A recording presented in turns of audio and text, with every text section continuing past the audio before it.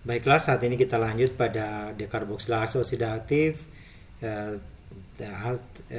trikarboksilat cycle, siklus asam trikarboksilat atau siklus Krebs, dan sistem transfer elektron dan diikuti oleh fosforilasi oksidatif. Masih merupakan tahapan proses dari oksidasi sempurna satu molekul glukosa. Kita sudah bahas glikolisis, kita sudah bahas glukodiogenesis. Sekarang kita masuk pada 3 proses penting. Ini Anda bisa scan untuk melihat animasi tentang siklus Krebs atau siklus asam trikarboksilat. Ini Anda bisa lihat. Oke, nah lanjut. Nah ini kita lihat di sini dalam katabolisme aerobik siklus asam sitrat ini merupakan sentral. Anda lihat asam amino bisa dirubah menjadi asetil koenzim A, asam lemak bisa dirubah menjadi asetil koenzim A, glukosa dirubah menjadi pirufat, lewat proses dekarboksilase oksidatif dapat dirubah menjadi asetil koenzim A, dan asetil koenzim A itu dapat masuk ke siklus asam sitrat dan untuk proses selanjutnya. Nah, mari kita lihat dulu. Pirufat dioksidasi menjadi asetil koenzim A, asetat yang teraktivasi oleh enzim pirufat dehidrogenase. Enzim pirufat dehidrogenase adalah kelompok enzim yang besar, terdiri dari satu enzim dengan 3 enzim, maksudnya ada 3 situs aktif, E1, E2, dan E3. Tujuan utamanya adalah merubah pirufat dengan masuknya CoA, SA, NAD, dan TPP FAD lipoat dengan melepaskan NADH. Itu produknya NADH pada dekarboksilase oksidatif menghasilkan asetil koenzim A dengan proses yang bersifat eksergonik menghasilkan minus 33,4 kJ per mol. Nah, ini karakteristik dari enzim dekarboksilase oksidatif. Enzim ini enzim besar, satu enzim dengan 3 daerah katalitik, PDH dengan 5 kofaktor, 4 vitamin. Pirufat dehidrogenase kompleks juga merupakan prototipe dari enzim penting, 2 enzim penting, yaitu alfa ketoglutarate dan dehidrogenase. Enzim ini diatur dengan cara kombinasi dari modifikasi kovalen dan alosterik.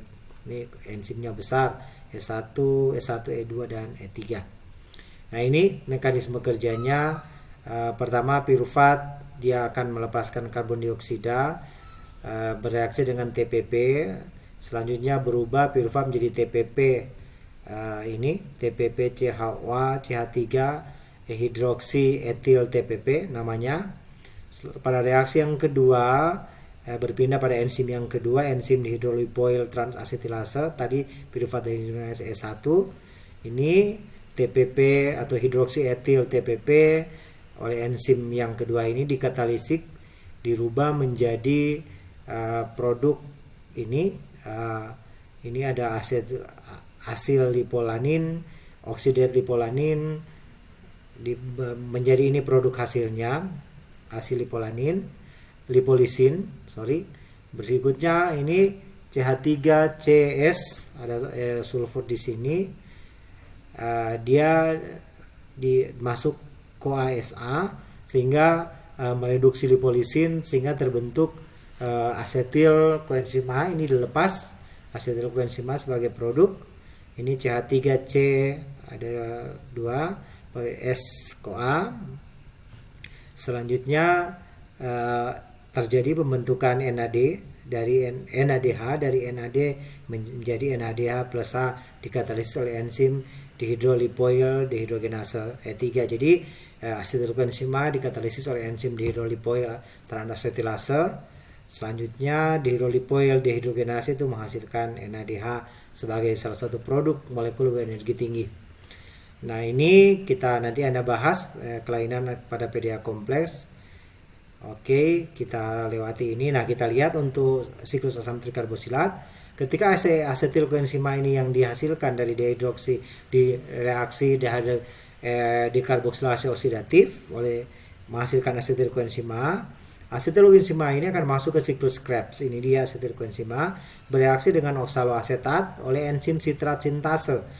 H2O digunakan masuk dan melepaskan CoA-SH. Reaksi ini adalah reaksi kondensasi. Selanjutnya terbentuk asam sitrat. Ada 3 reaksi berantai di sini. Ada dehidrasi dan hidrasi, keluar H2O dan masuk H2O. sitrat oleh akonitase dirubah menjadi cis akonitat, oleh akonitase lagi cis akonitat dirubah menjadi isositrat. Ini isositrat, terjadi reaksi oksidatif dekarboksilasi, terjadi pelepasan CO2 dan pembentukan satu NADH. NADH pertama dibentuk dari isositrat menjadi alfa ketoglutarat. Alfa ketoglutarat ini terjadi juga reaksi dehidrogenase, masuk ke OASH dan melepaskan CO2, sama dengan ini melepaskan CO2 dan kembali terbentuk NADH. Alfa ketoglutarat dikonversi menjadi suksinil CoA oleh enzim alfa ketoglutarat dehidrogenase kompleks. Ini tadi melepaskan NAD dan suksinil dirubah menjadi suksinat, terjadi pembentukan GTP sama dengan ATP dari GDP, pelepasan CoA-SH oleh enzim suksinil CoA sintetase. Suksinat kemudian kembali terjadi reaksi dehidrogenase, tetapi yang dibentuk bukan NADH tapi FAD2 oleh suksinat dehidrogenase. Suksinat dehidrogenase ini mengkatalisis suksinat menjadi fumarat. Pada fumarat menjadi malat, terjadi penggunaan H2O jadi malat oleh enzim fumarase. Malat kemudian terjadi reaksi lagi dehidrogenase keempat, malat dehidrogenase dirubah menjadi oksaloasetat senyawa pertama siklus Krebs dan pembentukan NADH. Sehingga satu asetil koenzima ini menghasilkan 3 NADH, 1 FADH dan 1 GTP. Karena asam pirufat 2 dihasilkan, maka dihasilkan juga 2 asetil koenzim A, sehingga proses ini 2 kali putaran menghasilkan 6 NADH, 2 FADH dan 2 GTP.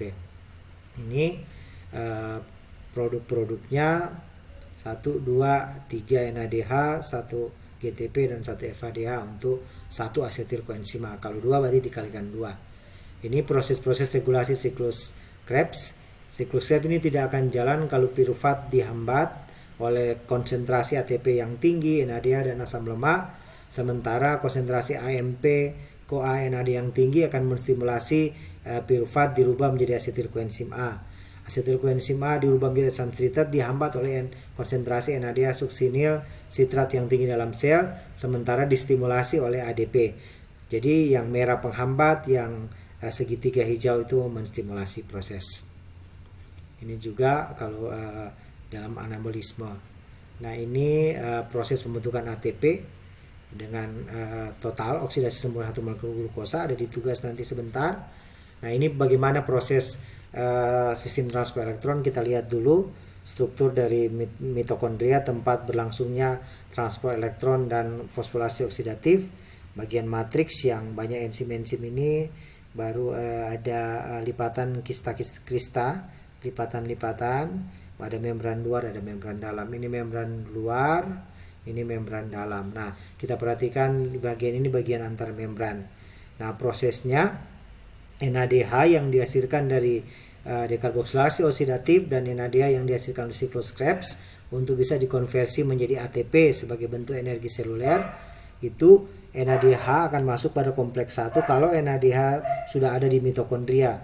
Karena memang ini siklus Krebs dan dekarboksilasi oksidatif berlangsung di mitokondria ya. Jadi pada matriks mitokondria dekarboksilasi oksidatif berlangsung dan siklus Krebs. Nah, NADH yang dihasilkan itu pada kompleks 1 dari enzim ini, kompleks NADH dehidrogenase itu akan elektron ini yang jalur yang warna biru, ketika dia melewati kompleks 1 menuju ke kompleks quinon, dia elektron akan jalan terus, tapi akan terjadi pompa 4 proton yang dipompa ke interspace atau ruang antar membran. Selanjutnya sampai di kompleks 2 lagi, elektron yang lewat di sini terjadi lagi pemompahan 4 proton. Sampai pada sitokrom C dan kompleks 4 terjadi lagi pemompahan 2 proton, sehingga satu NADH itu mampu memompa 10 proton. 10 proton. Sementara FAD itu hanya masuk dari kompleks 2 di sini, sehingga FAD itu akan memompa 6 proton. Jadi ingat ya, NADH memompa 10 proton, FADH memompa 6 proton. Nah, Setelah terakhir, akseptor terakhir dari elektron ini adalah O2, setengah O2 lah di sini. Lalu kalau persamaan kimia sehingga akan membentuk air. Produk juga terakhir adalah air dan 2 proton. Nah, 2 proton ini yang dipompakan lagi. Nah, ini lihat, jadi ulangi, NADH akan memompa 10 proton, sementara FAD yang masuk melalui kompleks suksinat fumarat hanya memompa 6 proton. Ini yang hijau, biru ini aliran elektron, ini aliran proton. Nah, lama kelamaan karena terjadi pompa proton di sini, ini teori chemiosmosis untuk sintesis ATP secara fosforilasi oksidatif, bagian intermembran ini akan semakin positif karena proton menyebabkan bagian ini semakin positif, bagian dalam semakin negatif. Oke, ingat teori chemiosmosis atau osmosis lagi dalam biologi sel. Akibat semakin positif pada interspace menyebabkan terjadinya tenaga penggerak proton atau proton motive force pada daerah interspace ini atau ruang antar membran.